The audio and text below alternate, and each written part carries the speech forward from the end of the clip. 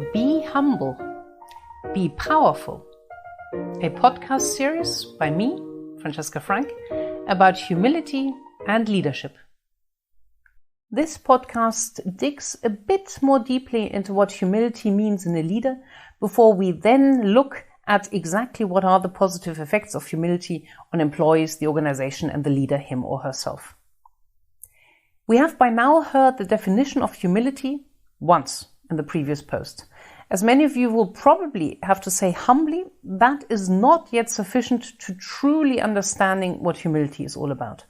Therefore, in this podcast, I want to shed some more light on what humility is before we delve more deeply into each sub-element and the stumbling blocks on the way. The definition of humility again is a reminder. Research says that someone leads with humility when he or she firstly accurately identifies his/her own strengths and weaknesses and shows them where it makes sense for the bigger picture, not for their own ego. Secondly, openly appreciates the contribution and strengths of others. Thirdly, is always a willing learner as well as open-minded. And fourthly, understands that he or she is only a small part of a larger whole, finite, easily replaceable, and favored by luck and circumstances. In my interviews with more than 160 board members and top managers, I asked which of these four, from their perspective, is the most difficult for their own employees, managers, and themselves. First, reflect on what you would say about your employees, but also about your colleagues, your bosses, or even yourself. Is there a problem with really knowing strengths and weaknesses, appreciating others, being open to learning, or understanding that we are only a small part of a bigger whole? Here's what the others had to say. 41% stated that it is hardest to really see your own strengths and weaknesses. 25% think the struggle to see the bigger picture is rarely mastered. 11% see a problem with appreciation, and 6% with being open and willing to learning. Fast thinkers among you will have noticed that this does not add up to 100%. First, kudos for doing the math so quickly. Secondly, the explanation. The delta is due to the fact that another 17% identified more than one breaking point. Most of those said that the picture is bleak on all four fronts. So let us take a look at the individual points. Firstly, recognizing your own strengths and weaknesses. Let me start off with an anecdote. One of my interviewees had been offered the opportunity to move up to the next level in the company. This would have meant overall responsibility for 80,000 employees and not merely for the national company with its more than 10,000 employees. He was about to accept the position when he saw a young colleague talk in a meeting. He saw his colleague's vision and drive and realized that although he himself was strong, he was a slightly weaker candidate in comparison to this colleague. He then actually went and asked his boss to promote this colleague instead, which happened. Now that is quite something. A person who courageously looked inside himself, looked from the outside at himself, and recognized himself as weaker in this situation, and this is hugely important, only in this relative situation, was able to overcome his ego and act for the good of the company. Therefore, it becomes clear that the issue of strengths and weaknesses is always a relative one. In one team, I may be the best, in another, the weakest. Are you allowed to show those weaknesses? We will look at this more in a later section. Here only briefly. Yes, you are not only allowed, but actually required to show your weaknesses. Why? Research clearly says that employees see the weaknesses or mistakes anyway and need it that the manager addresses those obvious elephants in the room.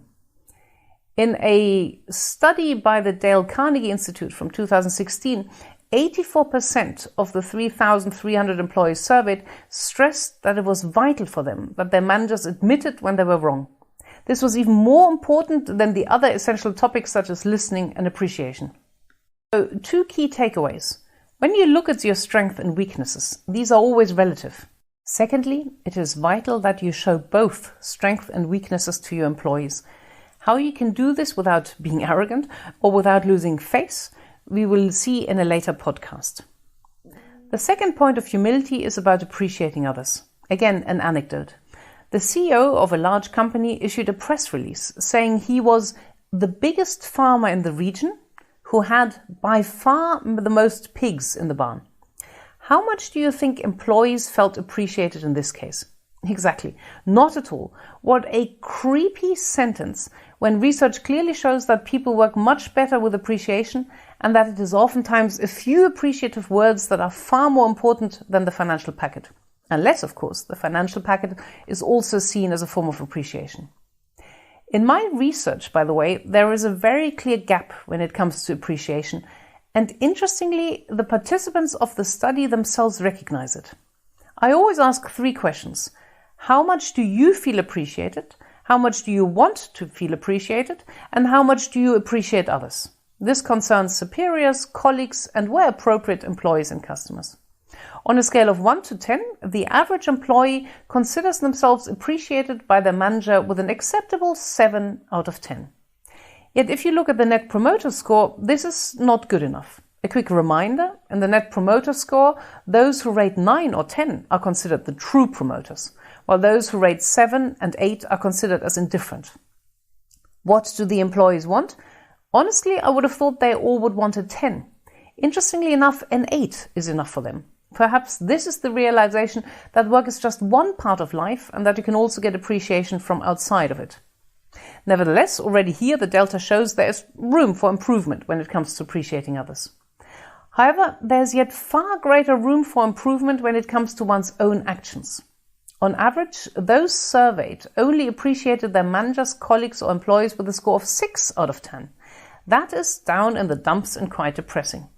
The only good piece of news is that people seem to be less overconfident here when it comes to appreciation. They are aware of the fact that they can really do better. So let us hope that they learn to do this. The third element of humility is about always being open and willing to learn. Only 6% see a problem here, but I believe this is the segment where the lack of humility typically only becomes obvious at second glance. Why do I say this? Look at the following study. 60% of managers complain that they have never, ever received any training on leadership before they took on the leadership role. That is sad and speaks volumes about the lack of learning culture in many companies. But the more pertinent question is actually the following. How many of these managers took care of the training themselves? How many reached for their own wallets in order to empower themselves for their new job, for a job that they had consciously taken on? A tiny small percentage.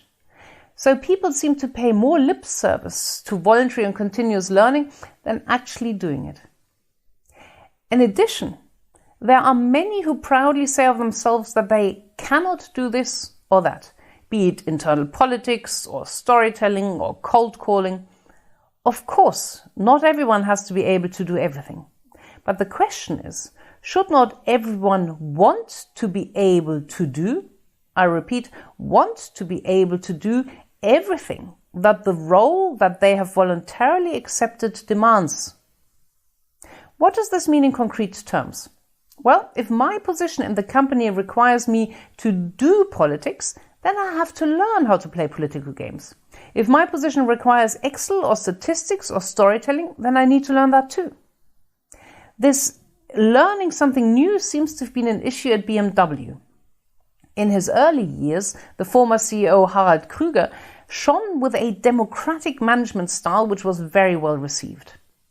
Then times changed. With Tesla on the rise, BMW lost direction, vision and cohesion. Now Krüger should have learned how to excel in the areas of storytelling, vision and charisma. This he did not do. Instead, he continued in a lackluster fashion with his old democratic leadership style and had to be replaced. We will see later if and how you can add something like charisma or storytelling to your repertoire. Let it suffice to say here that everyone wishing to grow in humility should analyze how genuine their desire to learn actually is. And last but not least, the fourth point of humility has to do with understanding that you're only a small part of a bigger picture. And here I also have a wonderful anecdote. One executive told me how she had taken over the CEO position. The stated goal in the interview process was to successfully bring the company into the digital age. When she took on the job, however, things turned out to be very different. The company was not an innovation case. The company was not a digitalization case, but a simple and messy turnaround case. So the next few months passed trying to find a buyer for the struggling company. In the end, 2 offers were on the table. One buyer would save a third of the job, including the position of the CEO. The second buyer would take on all employees except the CEO. You can guess what happened. In fact, it took the CEO no time at all to accept the second offer in the interest of the bigger picture. Now, those are the 4 sub-elements of humility in a fast forward, using some stories and research in order for you to get a better picture. Each element of humility has its own stumbling blocks, which everyone must be aware of in themselves and be willing to tackle. In the next few podcasts, we will first look at what humility can do, and then after those, we will go yet deeper into the 4 sub-elements that we have glanced at today. Happy humility to you.